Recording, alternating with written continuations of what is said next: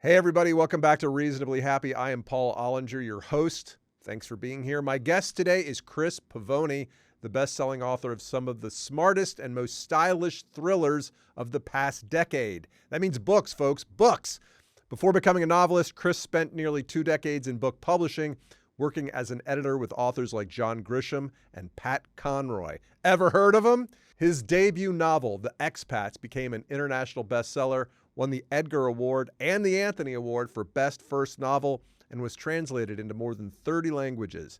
Since then, he's written a string of critically acclaimed thrillers, including The Accident, The Travelers, and The Paris Diversion, known for their globe-trotting setting, psychological depth, and characters navigating secrets, ambition, money, and power. His latest book, The Doorman, which I read and loved, is set in a glamorous Manhattan apartment building where the lives of the ultra-wealthy residents intersect with the man who quietly watches all of it, the doorman. Over the course of one explosive day, secrets, class tensions, and personal betrayals collide in a fast-moving plot that doubles as sharp social satire about modern New York and the divides of race, wealth, politics, and status. This invites inevitable and much-deserved comparison to Tom Wolfe's Bonfire of the Vanities, though the masters of the universe are now fleece vest-wearing tech and hedge fund bros. Not that there's anything wrong with that. This is Chris Pavone. You're never going to be perfectly happy all the time. The best you can hope for is to be reasonably happy. Most of the time. This book came out a year ago. Are you out of publicity mode and on to the next thing? Yes, very much so. But I also, the paperback is being published in a few weeks. Oh, cool. And, usually that doesn't mean almost anything for the rhythm of my life. But this time the book is a community reads for Long Island. Do you know what community reads are? I don't know. They're this program, I don't know when it started. It's fairly recent, sometime in the past decade or so, where librarians in a community, in a county or something, get together and figure out one book that they're going to try to get everybody to read. And for Long Island, for this year, that book is The Doorman. Oh, that's cool. And so it is cool. Did you have to hire a lobbying firm to go hit up all these librarians across the great island? No, I don't think there's any campaigning to be done. And, they have their choice among many books. I once saw guidelines for not Long Island, but somebody else's community reads. Mm-hmm. And they're looking for something very, very specific in their community reads. They wanted tales of underrepresented people. They loved first-generation immigrant tales. They wanted a specific type of writing style and level.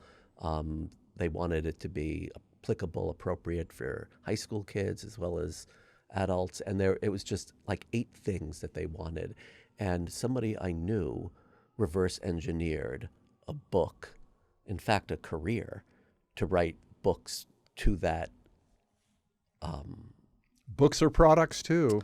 Books are products too. That struck me as an extraordinarily cynical way to figure out what it is you want to write about. Mm-hmm. If you're essentially going into this world of writing, asking the world, what is it that is going to possibly make me a best-selling author, and then setting out to deliver that, then what are you? What is your taste there? Well, I think you also, in podcasting, for example, you have to, who do I serve is a question that is, it's not cynical. Right. And as an author, what's the difference between who do I serve and what could sell? I completely agree, but who do Maybe that's more nonfiction than No, fiction. No, I think it's everything. I think who do I serve is a very important question, and you definitely serve the reader.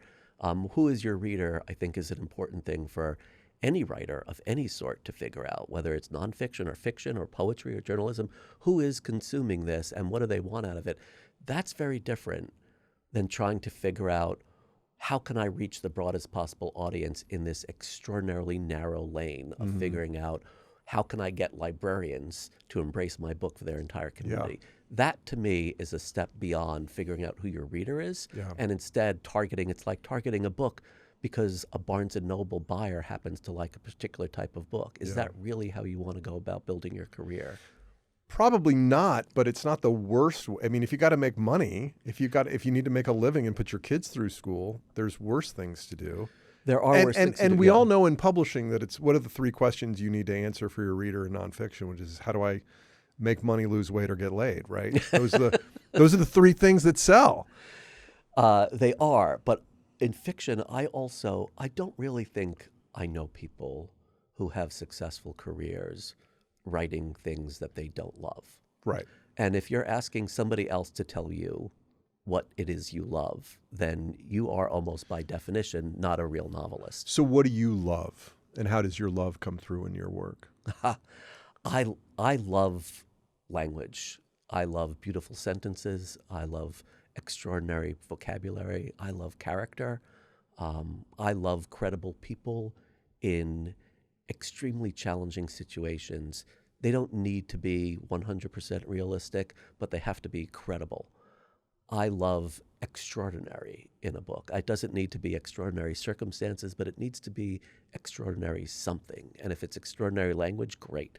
If it's extraordinary language plus extraordinary characters, plus an extraordinary situation, plus an extraordinary plot, that's what I'm trying to create. Those are the things that I love. I love taking what are relatable people and putting them into extraordinary circumstances. Hopefully circumstances that are credible, that are, if not completely realistic, at least credible.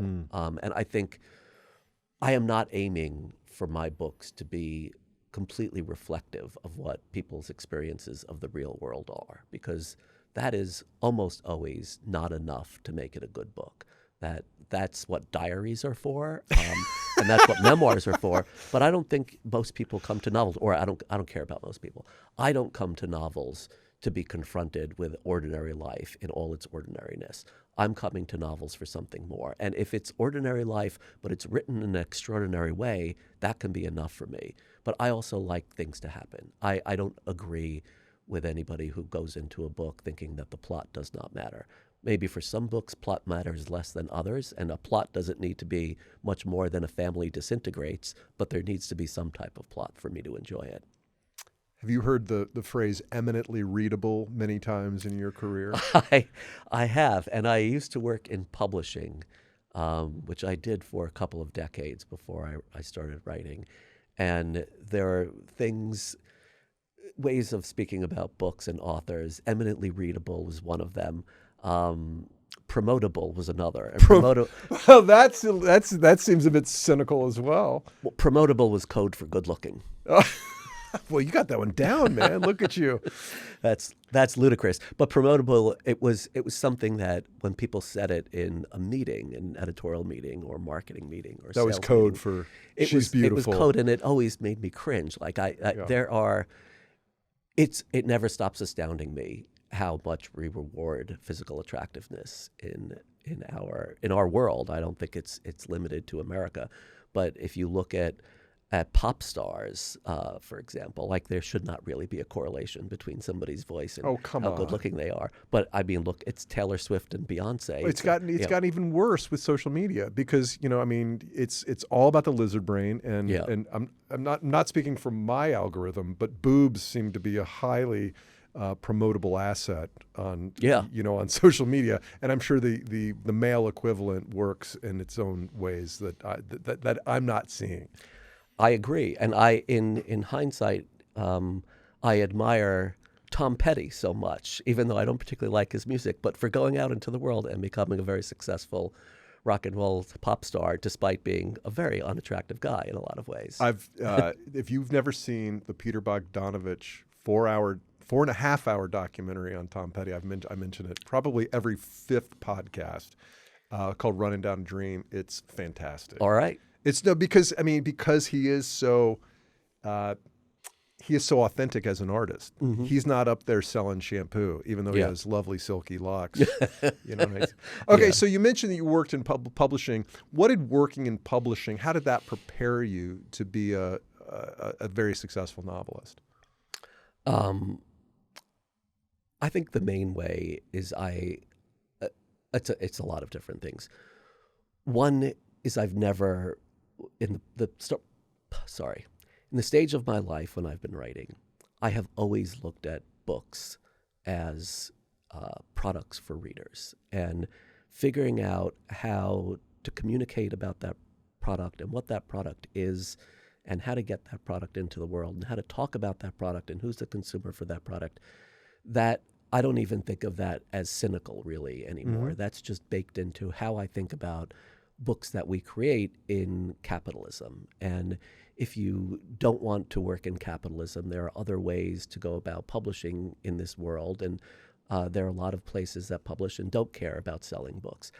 Those places have not been my goal. And my goal has been to work in this commercial space where books are out there in the world looking to find a substantial audience, not necessarily the biggest possible audience, but a substantial audience. And thinking about that is also thinking about, excuse me, who the reader is, Mm-hmm. and having the reader in mind. And I think if you're writing solely for yourself, that is what a diary is for. That's what a journal is for. If you're writing for publication, you are by definition writing for the public. And having the reader in mind and trying to deliver a certain type of experience for the reader is always at the forefront of my mind when I'm writing. What is it I'm trying to do here for the reader?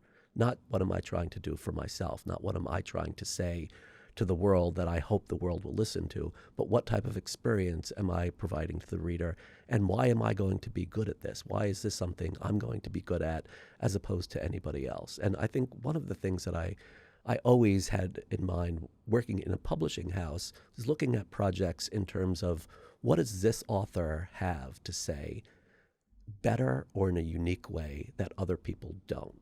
And whatever the subject is, there are people who are coming to it with an interesting perspective or unparalleled knowledge. And those books, no matter what they're about, are great books. And maybe they're not great writing, but they're great in its way, and maybe they're not for a tremendous audience, but the audience who wants it wants it. Mm-hmm. For a while, I worked at a publishing house that specialized in books about fly fishing.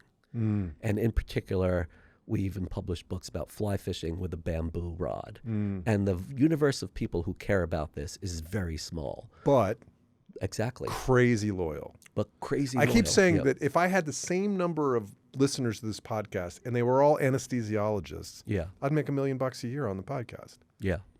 because you can figure out how to serve that audience very specifically as opposed to a general audience of successful, smart people. I'm talking to you listeners. You are successful and smart, but you're not all into the same thing exactly.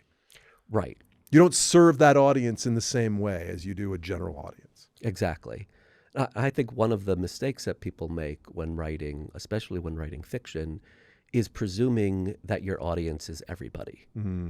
Your audience is not everybody. Your audience are people who like to read the type of book you're writing. Right. And if you don't know what that type of book is, and you don't know what type of audience that is, then you might not be doing a very good job of it. You worked with both Pat Conroy and John Grisham, which I didn't realize until after I'd listened to the book. I read the New York Times article about you were promoting another book in between, and I was like, oh, that doesn't surprise me. Mm-hmm. And it comes back to the readability of your work. Yeah. And those guys are, and Pat Conroy, by the way, the reason I love to read is because of the Lords of Discipline. Oh, wonderful. When I was in 7th grade. Yeah. And he eventually came, I'm from Atlanta. He came to our high school. He had a Catholic youth, very much like, well, not very much. My dad was not the great Santini. Yeah. But I grew up in a Catholic home, much like he did. Uh-huh. So Conroy resonated with me right out of the gates. And I'm like, oh, a story has to grab you if you're going to finish the book. Yeah. And it might not be James Joyce. No. And in truth, I didn't really work with John Grisham. I worked on a few of his books in the early to mid-'90s. These were his early legal thrillers. When I was a really young man, I had a very, very small job on these books of essentially merging a couple of different people's sets of pages. One of them was his, and one of them was the proofreader's, and I would combine those pages into a master set of pages and get some queries answered. And then I'd take those pages, put them in a bag, and get in the elevator and get in a taxi and go to the airport and get on what was then the Delta shuttle to Washington. This was an airplane that you boarded with no ticket. I remember. You bought your ticket from an empty seat. You found an empty seat and you bought a ticket Remember all on the the free plane. magazines in the Delta Oh my Shuttle God. terminal? And I took that bastard set of pages with me from the airplane into a car that's the printing plant had sent to collect me from the airport, and drove 2 hours to Berryville, Virginia, where I handed the set of pages to the typesetter and waited around to read the second pass of pages against the first pass.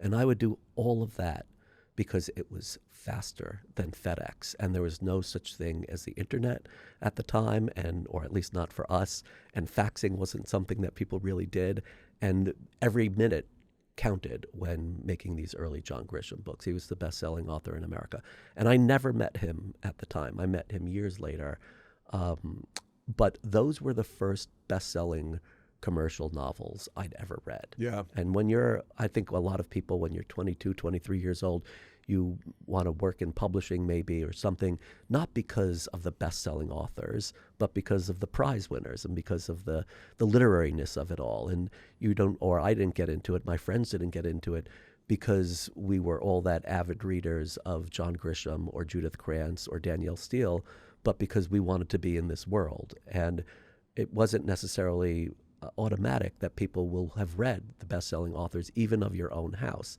And I hadn't until I started working on these John Grisham books. And they were a revelation to me. And they were not at all what I expected.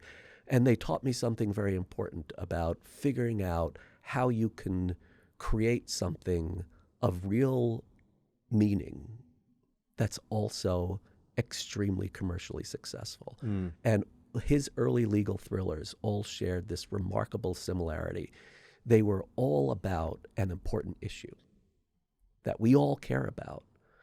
And that issue and the protagonist were inextricably intertwined. And the plot and the character and the issue could not be separated in any of these books, that they were one and the same thing. It was as if the issue were foisted upon an otherwise a character who didn't have anything to do with it. And it was such a great way of constructing books with very high stakes, even if those stakes were really fundamentally about one person.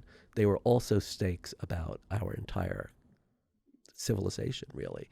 And I admired so much the ability to figure out how to do that and to make these pages unputdownable, as they say. It's a remarkable ability that he has, and one that I've not found in almost any other writers, and not something that I think you can teach yourself. I think a lot of people go out into the world trying to write a book like The Firm or The Da Vinci Code, and you can't really do that unless that's you. Yeah. Well, that's a great entry point to talk about The Doorman, because you have created a scenario that integrates characters and society and hierarchy and politics. And so, we're not going to break down what happens in the book. We're going to set the plot and then influence the listener to go buy the book so they can enjoy it themselves. But let's talk about the setting of the book. The building itself is almost a character. Yes. And tell us about the Bohemia.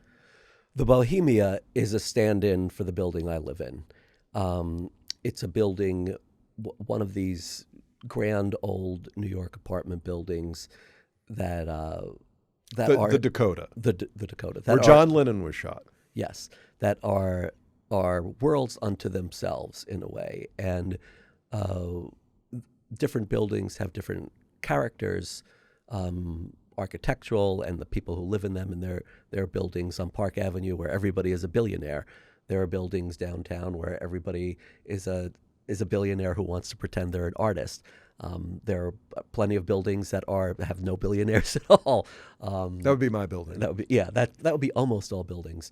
And when we moved into this building 6 years ago, it was not with any expectation of service. That was not what we were moving for. We were moving, honestly, primarily for geographical reasons, to be closer to my kids' then school in the Bronx and my wife's then office in Columbus Circle. And we'd been living downtown, which had become very, very inconvenient, especially for the children. So it was my idea to move uptown and to move into a building on Central Park West. And living on the park is great. The building is great. I was immediately uncomfortable with the staff. And I've lived in New York City really my whole life. And I've lived in some nice places and some not nice places. And I've lived in some buildings that had people who were called doormen, but they were not really. They were security guards. And this building is my first experience of having doormen who are wearing uniforms and standing at the door and holding the door for you and asking if they can get you a cab or carry a bag, or other guys in the building who want to know if they can change a light bulb. And all of this apparent servitude really made me deeply uncomfortable. And everybody who lives in the building calls the doormen by their first names, and they call us by our last names or sir. And I really didn't like that. And I realized that if I was going to be happy living here, I was going to need to come to terms with this type of relationship in a way that I hadn't contemplated before.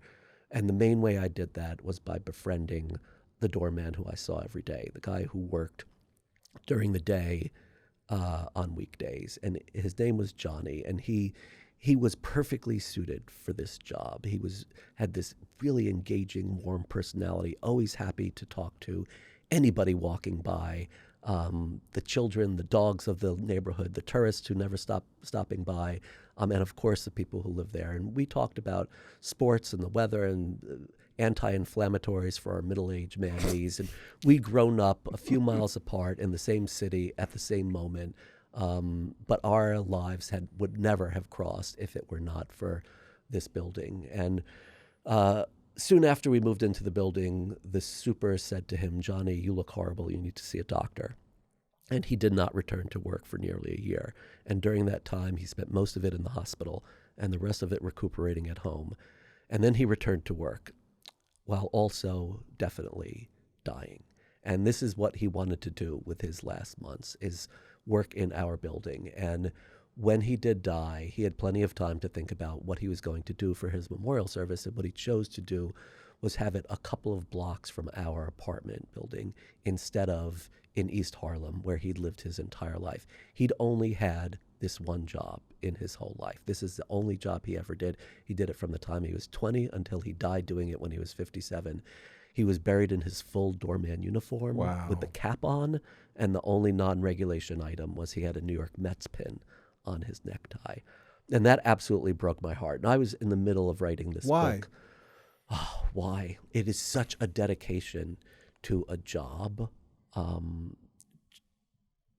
do this thing, this one thing in this one spot for your whole life that you are perfectly suited to, that is also this thing that at times has no dignity to it. And to be treated badly by the people you work for is something that lots of people experience. And I'm not saying that this happened to him, but there are definitely people who are rude to him sometimes. And this idea that you do this one job your whole life, this is it, this is the thing. That's the thing, I guess, that breaks my heart. But it was his sense of identity. I mean, he was obviously proud to be associated with this legendary building. And Absolutely. For people who haven't seen the Dakota, it looks like a castle. It does. And you even write about it, and this is what's interesting about it. It's in the changing nature of the building's inhabitants is a commentary on the changing nature of inequality in our society as well. Yeah. It used to be inhabited, and I apologize for reading your words back to you, but it used to be inhabited by the famous much more than the rich stage actors and opera singers, celebrated artists, prize-winning academics, European nobility, and old money public servants.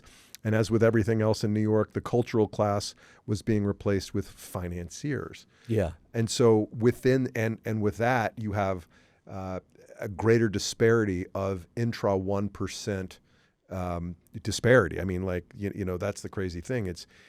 I think to be in the 1% of net worth in the United States requires $14 or $15 million in net worth. But it also includes Elon Musk, who's worth $1 trillion or something like that. And so the people on the first floor of the Dakota paid $4 million for their apartments, and the people on the top floors with the park views might have paid $40 million. Yes, except the nicest apartments at the Dakota are really on the second floor. Okay, well, what I don't mean to say, you know what I mean. I mean, like rich is, I mean, you and we'll talk about this when we talk about Emily. the idea that there is one kind of rich in America Yes. is completely wrong. Yes. Absolutely. There are strata of rich. You know, I couldn't clean. Elon Musk wouldn't let me. I've done quite well, but Elon Musk would not let me clean his pool. Yeah.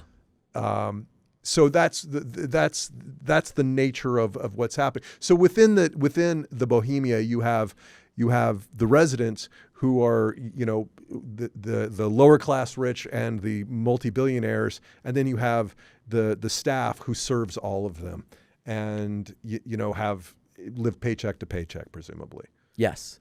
And that's definitely something that I wanted this book to look at, is that the difference, the different gradations of rich, as well as the different gradations of liberal, which is something that I really I wanted to focus on, and not because of its particular interest to me, but because I think these are things, especially in New York, that bear a lot of examination right now.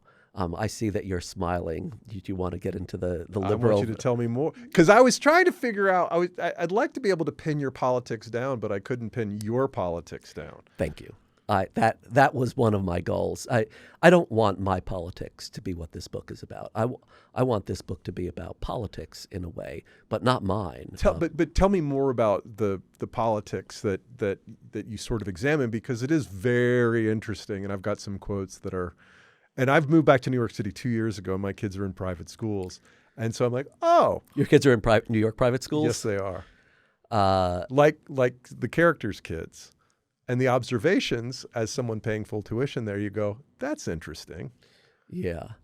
I live in a very liberal bubble, not just in New York, but within New York, my friends and acquaintances and the people I know from publishing especially, but also my whole life are very liberal. And for most of my life, it felt like we all knew, or I knew, what everybody meant when they said that. And then a decade ago... By liberal. You agreed on what liberal meant.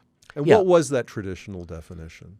That was a thing that we would call also progressive now, that in favor of the social safety net, in favor of liberal in its original meaning of being open to everybody else's ideas, among other things.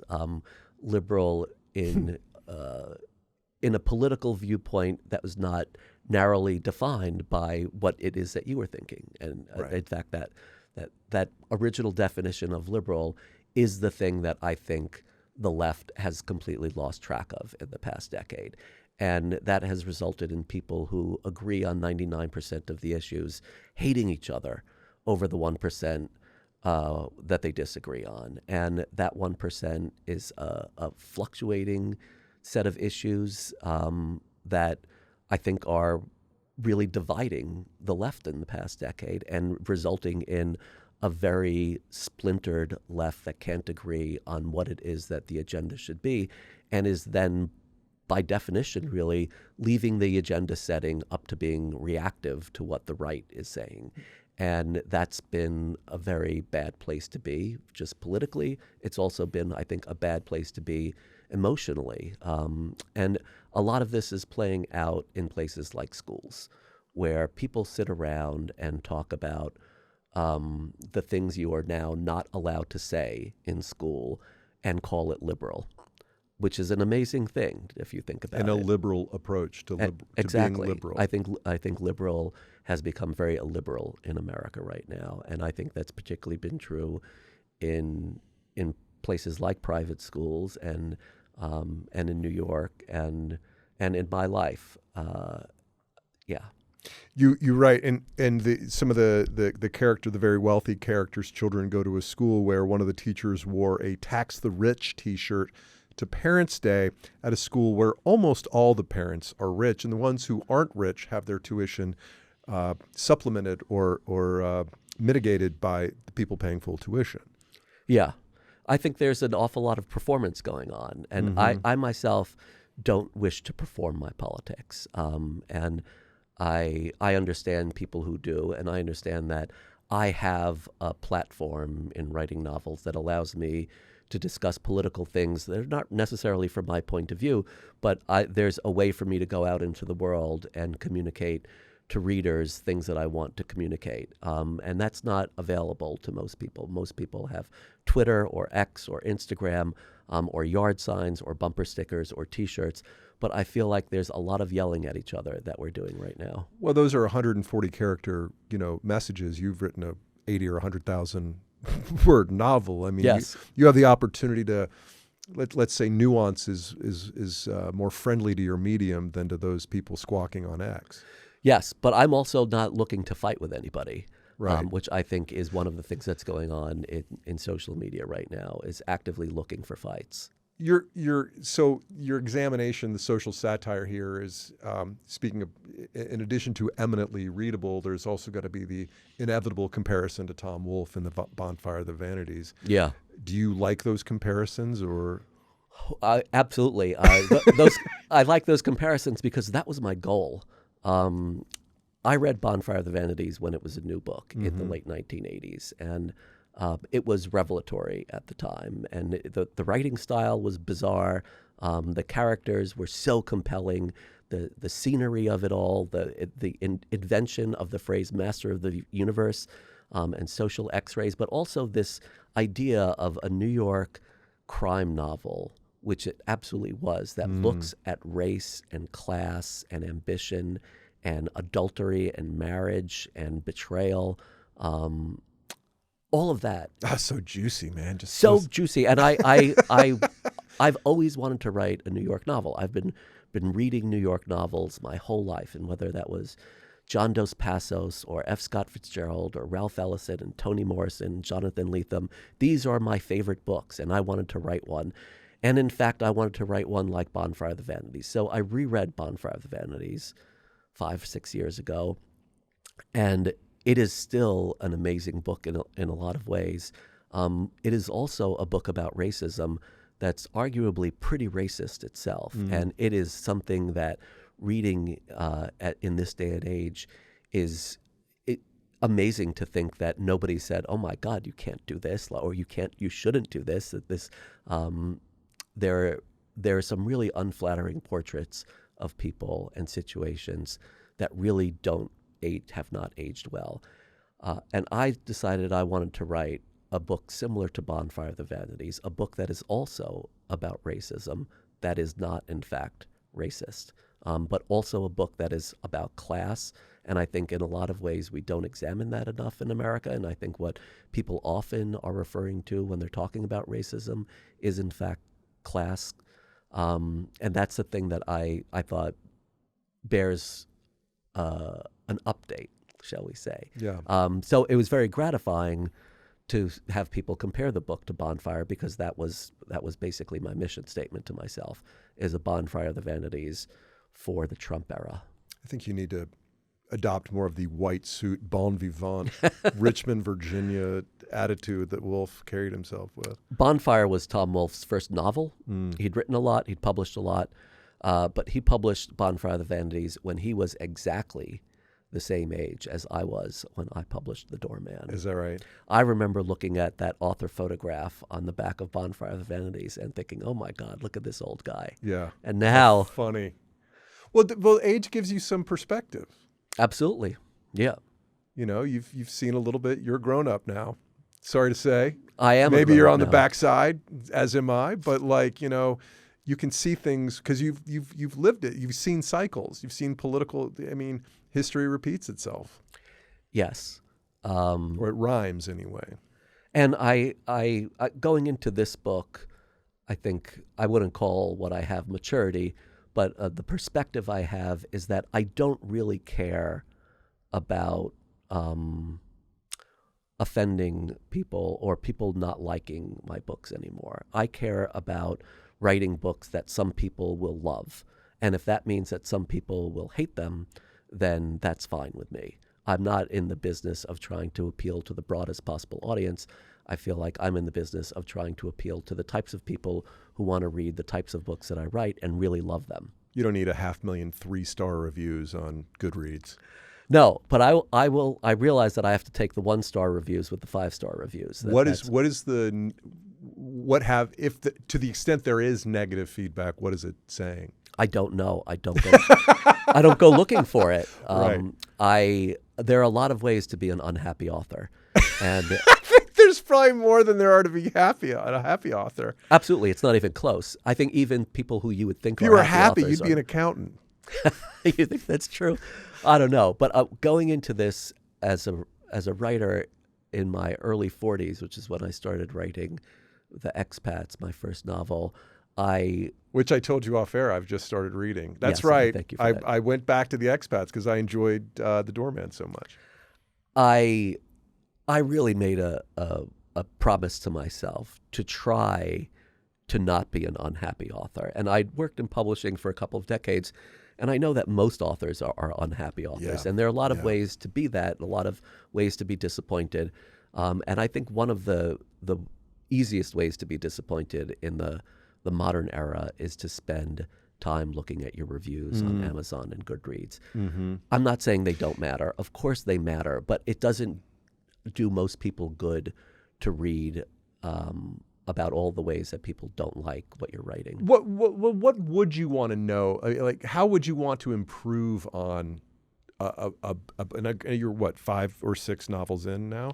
Yeah. So hopefully, this isn't your second go round here, but I mean, is there feedback you would consider to be useful criticism that could help you grow as an artist? Probably, but I get that feedback from professionals, right. And including your wife, who was the CEO of Penguin Random House, right? Including my wife, and it's giving constructive feedback on a manuscript is a hard thing to do. It's very hard for the person giving it to say things that are useful in a way that the author will hear. And it is essentially what being an editor is being able to give feedback, to make criticisms and suggestions in a way that does not make the author feel defensive or like a failure, but that makes somebody feel like they're excited to go in and make this thing better. And I don't think that's something that you get by reading 2 or 3 sentence reviews on Amazon or Goodreads. I think what you're getting there is people's individual judgments about what they like or don't like in a book. Or maybe they just want attention and want to scream about something that day, and that's the avenue they've chosen to do it. Absolutely. And that's, I think, what a lot of people are doing in this world.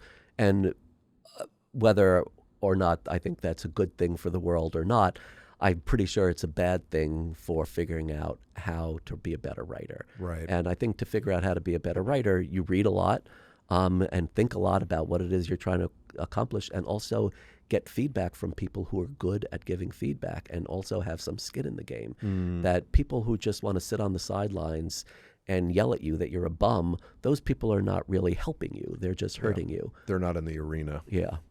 I could talk about this book for a long time, but let's talk about. So Chicky Diaz is the name of the protagonist and the eponymous doorman. He is $300,000 deep in medical debt. He, as you say, he addresses the tenants by Mr. Pavone, et cetera. And he actually has his daughters in Ivy League colleges, but this does not make him a social peer to the people he serves in that building. Yes. Which is interesting. Yeah. There's also Emily Longworth, who I'm not going to say I fantasized about her, but she's an intriguing character. Excellent. And one of the things I love about her, and the distinction you draw, is that she grew up, or at least exposed to, what you call normal rich. Yes. Law firm partner rich, country club rich, 4 vacations per year rich, no real worries about day-to-day money, about housing, about food, about clothes or cars or healthcare or education or retirement. Yes. Rich. As opposed to the world that she married into, which is billionaire rich, by marrying Whit Longworth, who is a very wealthy Philistine. Yeah, exactly. I think I when I first conceived of this book, the conception was a woman who went out into the world looking to marry a very rich man. Did she go out? No. Oh, that's what you started with. And Sorry. I realized that I hated this person, Right. and I didn't want to write about that. And instead, I had this sort of converse idea, which is a woman who went out into the world absolutely not looking for that. But that was the choice that was put in front of her. And I feel like so much of life is not about what your ideal scenario is. It's about the choices that are put in front of you and which one of them you choose. And none of them are necessarily the thing that you would sit down and craft, this is what my life is going to look like, because that doesn't really happen for almost anybody. What happens for most people is here's A or B. This is yes or no. Do you want this or do you not want this? Are you going to take this job? Are you going to marry this person? Are you going to whatever, take this vacation? These are the choices that are put in front of you, not what is the ideal. Here it is, A or B. Do you want this or do you not want this? And Emily did not go out into the world looking to marry a rich, what turns out to be villain. She was educated to be maybe law firm partner wife. She was educated to be anything she wanted to be. Right, and what she yeah. chose to be was to work in the art world. And In to the be an art gallery, and she consultant. dated artists and had a bohemian early post-college experience. Yes. And then this choice was put in front of her. Do you want to marry this guy and become unimaginably rich? And what does that come with? And it comes with things other than money and fancy places to live and private airplanes. It also comes with the ability to affect change in the world in whatever way you want to, and to have your children be able to do that too. And that's not nothing. And I wanted to examine whether somebody like that, who is a good liberal, could still be a good liberal if she was married to a guy who's not, and benefiting from a business that is not. And what is the tension in her life then? And what does she choose to do with that? And one of the things that I tried to do, and I think the most satisfying conversation I had about this novel with any of the guys who live in the building was when a doorman who'd read the book asked me, how do you know what I'm thinking? And I admitted to him, I don't know what you're thinking. It wasn't my goal to try to figure out what you're thinking. It was my goal to try to figure out, if I were you, what would I be thinking? Pat Conroy told you that. Well- in a walk in the park. That's what the New York Times reported. Yeah, Pat Conroy gave me some good advice in the park. And I used that advice here, is to try to figure out, if I were this character, what would I want? What would I do? And that's what I'm asking readers to do as well in this book, is to put the main characters. There are three main characters in this book, and they are all put in a challenging situation. And I'm asking you, the reader, to figure out, if you were in this situation, what would you do? If you were Emily, would you marry this guy? And one of the things I know that in the novel, my response to that is, are you kidding? Of course you would. Sure. How do the people you respect treat the doorman in your building? Almost everybody treats the doormen. I mean, everybody treats the doormen well. I have rarely witnessed anybody not treat the doormen well, except visitors. And there have been times when I feel like there are people who walk through the door and they're on the phone and they don't nod at the doorman. And there's a certain way that if you've lived this way your whole life, you can begin to not see people. They're part of the furnishings. Yes. And I'm certain that I will never become one of those, if only for the fact that I have not lived this way my whole life. And Right. These guys are not part of the furnishings. These are people who are holding the door for me. And they're standing out there in the cold, and the weather is important to them. And I want to talk about the weather with them because the weather is what they're in, among other things. But I think one of the things that I love about the New York City doorman experience that I didn't know I was going to enjoy is that the primary job of being a doorman in New York apartment buildings is not holding the door or hailing a cab or carrying bags. It is simply being a human who's out there all the time, ready to talk to you. And for a lot of people, especially older people in New York City, doormen become one of the main relationships they have in their lives. Right. And that just being a person, being a human, somebody to talk to and smile at and talk about the weather or the Mets or the godforsaken Jets or anything, that is a real job. And even though it's not the job description, it is actually what the job is fundamentally. But relevant to this story, it's also to keep chaos out Yes. and secrets in. Yeah. It is. But I think that's on paper what the job is. But Right. I think on paper, a lot of jobs are not what they appear to be. Mm-hmm. There is security is partially part of their job, but really it's to have a relationship, a cordial relationship, and to make the lives of the residents as pleasant as it can be. Yeah, and that is, I think, what they're doing 99% of the time. Right. Yeah. That's even though the job might be security, they don't spend almost any time being security. They spend most of their time being just a person talking to other people. They do in this book, though. There are as many reasons in this book that they need to worry about security, which we'll leave to you to find out on your own. There's a character, the superintendent Oleg, who is an outsider. Yes. He is a Ukrainian. There's other ways he's an outsider. Yeah.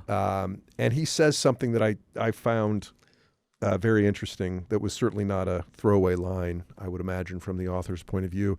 And he describes Americans as complacent. Mm-hmm. What do you mean by that? Oh, my God. Since you're the one who wrote Oleg's words. I think complacent is another way of, I guess, me saying entitled. We have come to expect that it is everybody's right to live a life of ease. And if we don't, it might be somebody else's fault instead of the fault of the reality that almost nobody gets to live a life of ease. And including not having our beliefs threatened.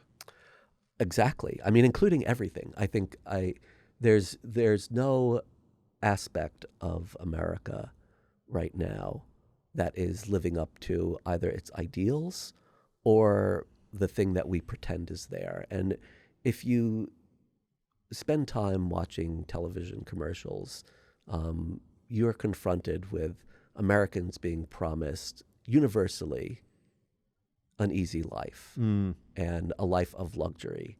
And as you pointed out, the top 1% of this country is a very high number to get into. Mm-hmm. And the fact that there are people going around and posing on fake private jets to take photos of themselves drinking fake champagne on a fake private jet, to then tell all of Instagram that they have made it, when in fact they have made nothing. The only thing more offensive is people who are on real private jets who take pictures of themselves and post them to Instagram. One feeds the other. Yeah. But I it think normalizes it. I think in a lot of the world, living a life of luxury is not something anybody expects or thinks is a remote possibility. Right. It's living a life of not luxury with dignity that should be the goal. And that for almost nobody is going to end up in the 1%. And to spend all of our collective energy trying to convince ourselves that this is going to happen for everybody is offensive to me. And it's offensive to Oleg, who comes from a place where I was writing this book well before this war in Ukraine. And the reason I was writing it was, in fact, that there was a time, I don't remember when it was, a decade ago, 15 years ago, when there was a very public mention in American media of the fact that there were neo-Nazis in Ukraine. Mm-hmm. And for a while there, we were very anti-Ukrainian because they were all neo-Nazis. Right. And then, of course, they were not all neo-Nazis. And then the Russian belligerence began, and we immediately stopped thinking that they were neo-Nazis, and we were all on their side because of something that, again, had nothing to do with who the actual people of Ukraine are. I think that's the thing that I wanted to examine about Oleg, that individuals are not the people who we read about necessarily in the news. They are all people who've had their own unique experiences. And Oleg's, I think, is singular in this way. And his experiences have been very different. And what we're thinking about Ukrainians right now is very different from what we may have been thinking about Ukrainians a decade ago, which are all prejudices. Right. Yeah. Okay, this is a little inside baseball, but I loved this distinction between the Upper West and the Upper East Side. Yes. You write that if an East Side dad came to drop off at school in his pajamas, moms would bombard his wife with questions about his mental health, while other dads would stand around in their Barbers and Burberrys, shaking their heads. Pity what happened to that guy. He used to be such an animal. When we moved here, our friend and realtor said, we were talking about living on the Upper East or the Upper West Side. He said to my wife, do you want to put your lipstick on before you walk the dog? Yes. And we picked the Upper West Side. Because she did not? She or did because not. you did because not? she did Yeah. not. That would have been the Village or Well, Chelsea. Yeah. Neighborhoods obviously have their own characters. And the Upper West Side is distinctly less buttoned up Yes. than the East Side. Yeah. That's very inside baseball. That was pretty funny. Thank you. All right, let's do a quiz real quick. Yeah. Random questions. What's the best baseball game you've ever been to? I understand you go to a lot. Whew. I think I have been to a lot. I saw a Yankees playoff game with my kids maybe a decade ago, 8 years ago, something like that, in which the Yankees were losing very early, and then the shortstop, Didi Gregorius, hit a grand slam. And I have never been in a place that had that type of energy in it. Everybody was jumping up and down. It was great. Who were they It turned playing? out to not be. They were playing Minnesota. It was not a great game, or Cleveland, one or the other. It turned out to not be a great game, but it was a great moment. Yeah. True or false, New York is the greatest city in the world. Oh, it's absolutely true. Who has the best bagels on the Upper West Side? Don't tell me you're gluten-free. Please tell me. No, I think it's Zucker's. Zucker's. Yeah. How do you feel about pop-up bagels? I feel pretty negatively about pop-up bagels. Tell me why.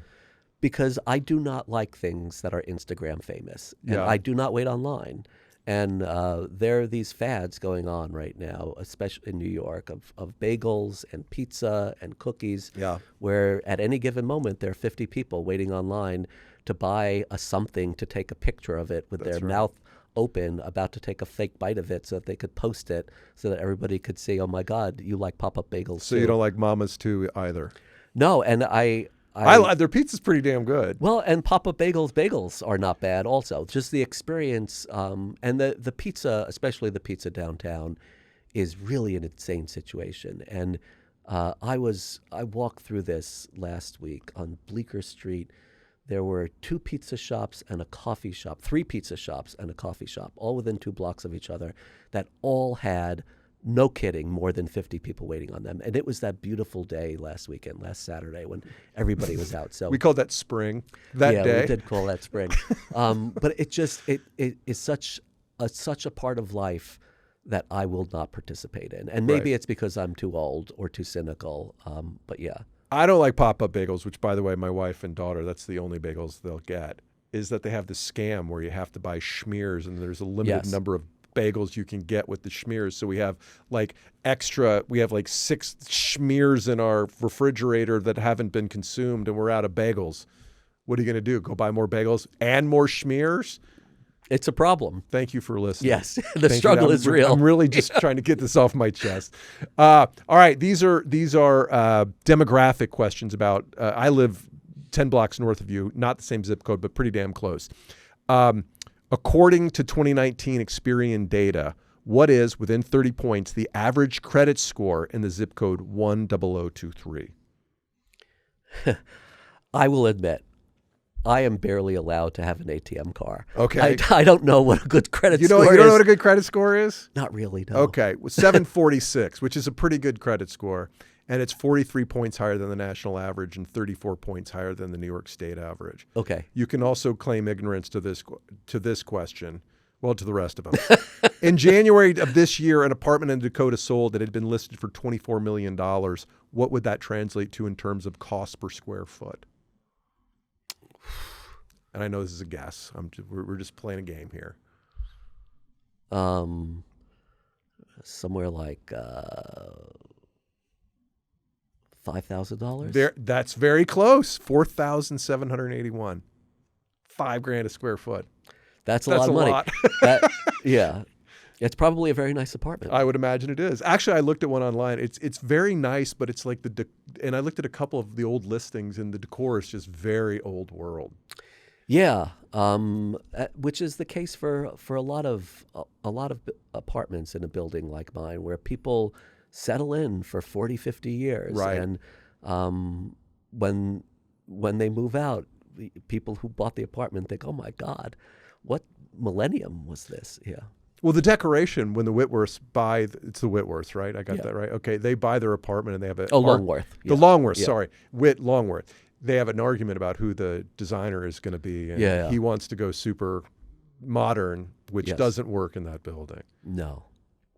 All right, lastly, according to census.gov, what is the median household income in that same zip code? Do you remember Chevy Chase's impersonation of Gerald Ford? Where he in falls down all the 1975? time. Yes, He of falls course. down all the time, but he's also it's a debate, and the debate the moderator is asking him questions that have a lot of numbers, and his response is, "I was told there would be no math." Right. And that's the way I feel right now. That's hilarious. Yes. It's hilarious. So what was that question? No, it's fine. The average, the median household income in that zip code is $158,000. But the point is, there's Yeah. also an 8.4% poverty rate in that same zip code. And that's my zip code? That's 10023. Uh-huh. Yeah, right. Wow, that's surprising. That seems like a high poverty rate in that zip code, doesn't it? It does, yeah.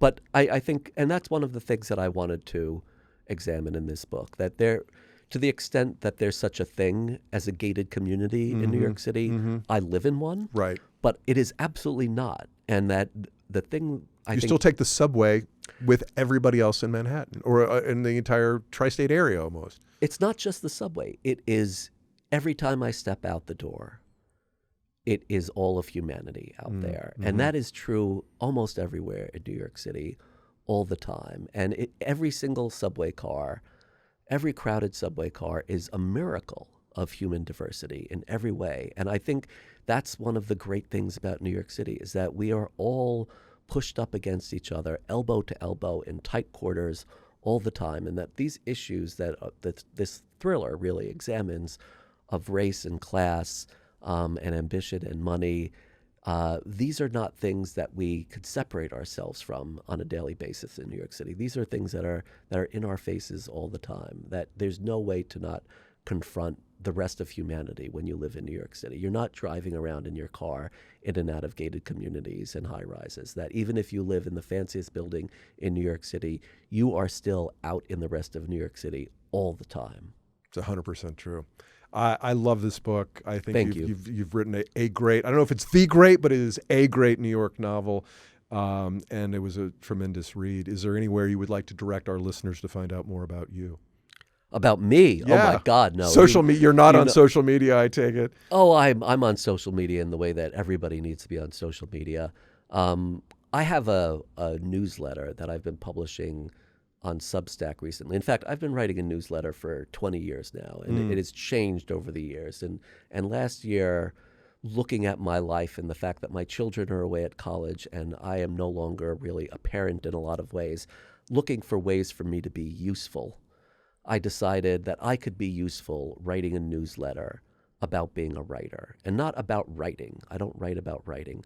I write about the job of being a writer. And that newsletter has brought me a lot of joy recently. And I think that it's an interesting thing if people are interested. Wow, that was horrible. An interesting thing if people are interested. Nice word choice, writer. Thank you. I'm a professional writer. If you are a writer, the thing that I'm creating on Substack is for you, and it is about the job and the business of being a writer, which is only partially about writing, and the writing part is not what I'm examining there. And it's substack.com/ My name. Chris Pavone. Yeah. ChrisPavone. There's a link to it in the show notes. This has been a lot of fun. Thanks For me very as well. much. Thank you so much. All right. I really enjoyed that conversation with Chris Pavone. One of the privileges of doing the podcast is the opportunity to meet some people who create some great art, and Chris certainly fits that description. If you're watching this on YouTube, by the way, you should check out our YouTube channel just for fun. It's Paul Ollinger/YouTube. No, not Claire. It's YouTube/Paul Ollinger. That's where you can find this here YouTube channel if you want to watch me in the flesh. Also, well, not, in the flesh. Anyway, I've also moved the podcast to Substack. If you're not following me on Substack, sure would love to connect with you there. The URL for that, the web address is words.paulollinger.com. And so what this does is puts my writing and my podcast all in the same place. Substack's kind of replacing people's websites. And over time, I probably won't even have a website. I'll just have the Substack. All right, let's talk about Chris Pavone and The Doorman. I maybe got a little too fanboy on him there, but I really did like that book. It was a great read. Very interesting. I live very close to the Dakota, and I suppose I exist on the periphery of society here in New York City. I feel more like an observer than I do a participant sometimes, because I've lived here 3 different times, and we've been back almost 2 years now. And so it's sort of like we're part of it. We're doing it. Our kids are at schools here. We're participating. I work at some interesting comedy clubs. I've met a lot of great people. I just don't feel like we're totally, integrated into the environment here. We're newcomers in our mid-50s, and it's hard to sort of, get integrated quite like we were in Atlanta, where we were at the same school for a lot of years, went to the same club, and lived in the same neighborhood as a lot of people around us. So anyway, I find New York to be fascinating, though. And here's one takeaway. I didn't get to this question in the interview because I had 2 pages of notes for him, and I didn't get to all the questions. There is a quote in the book. I can't remember who said it, but he said, the corrosive thing about New York City is that there's always someone with more money, more fame, more power, and more respect. And I think that's absolutely true. I mean, New York is just like every other place, just more so. It's Atlanta squared. It's Birmingham cubed. Do the math however you want it. The rich here are just that much richer. There's just that many more of them. For comedy, I tell the joke. I don't tell a joke. It's not a joke. The observation is, yes, there are 10 times as many comedy clubs in New York City, and there's 20 times as many comics. And I'm good, might even say very good, but it's not good enough to be very good. You got to be great. You got to be outstanding. You have to have leverage in this city. That's a word that keeps coming up in my mind. The more I'm here, is leverage. If you want to break through, you need some leverage, brah. So find some leverage. There's always someone with more money, more fame, more power, more respect. And that's a big theme in this show, is that this is true about life. And in New York City, it's a little bit more in your face. And if you're going to let that bother you, you're not going to be terribly happy. It can motivate you. It does motivate me. I want to be the best at what I do. I want to be very, very good. I want to be great at what I do. But, if you sit there and compare yourself with somebody that has more listeners, more fame, more followers, more money, we all know who has more money than we do, don't we? We know exactly who has more money than we do. And it drives us crazy. Can't do it. Don't play that game. And that's why there's a lot of kind of unhappy people here, even though they're very, very successful. I knew people in Silicon Valley who had $100 million and they felt like losers. And that's not cool. That's not cool at all. What else? Oh, I think he accurately captures the era we're in. I want to go back and read Bonfire, the Vanities. I won't, because I have to read 40 plus books this year for the podcast. I don't have to. I get to read 40 plus books, which is wonderful, but it does consume a great deal of my free time, however you want to define that, my reading time. He actually accurately captures the time we're in: extreme wealth and extremely polarized and performative politics. To compare this book to Bonfire would be very interesting, I think, in terms of understanding like what was driving us crazy in the 80s. Somebody who had 10x more than you had in the 80s was probably a big deal. Now it's not like that. I've done very, very well. Like I said, and Elon Musk wouldn't let me clean his pool. He's got thousands times more money than I have. It's not even, can't play that comparison game. You'll never be happy. Lastly, I want to talk about complacency as Americans. His character Oleg, who's an interesting character and sort of an observer of both the doormen and the residents and American society as a whole. He says we're complacent. I think we might, in 20 years, look back at this period, maybe 50. We're going to look back at this period and we're going to find we will consider those of us who lived at this time to be complacent, entitled, and unaware of how good we have it. We are not aware of the importance of our freedom and the dire need to protect it.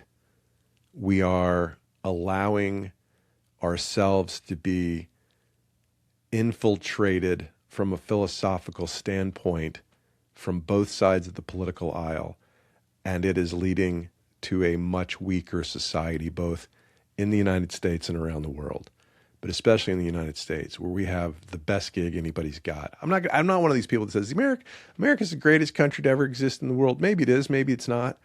It certainly isn't perfect, but man, am I grateful that I get to live here. And I think we're being complacent about what's happening to society. And you can interpret that any way you want to interpret it. Don't be lazy. Don't be complacent. I'm trying not to be. Go buy this book, read The Doorman. Whether you're complacent or not, you'll enjoy it. Have a great week. See you next time.